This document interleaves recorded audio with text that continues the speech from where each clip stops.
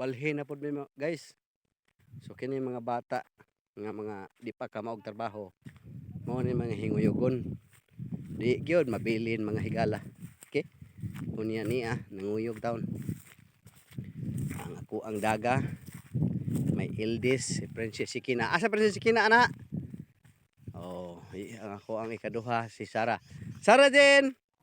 Bye-bye, bye-bye, bye-bye. Mubalhin mi adto kay naa mi bato. Wa ko kay bao og katapusan na ba ni. So ang kamot na to guys, namuha na guys. Ha? So ari mi ari kay nag-atang ni sa kanaw.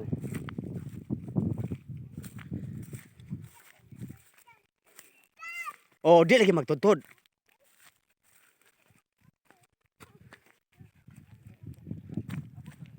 So nagkaligid mo kuno mga batuha higala magsaigsunan ko.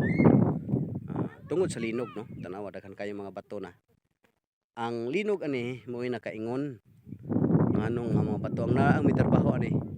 Nang laya sila, nang hawa sila kay mao lagi.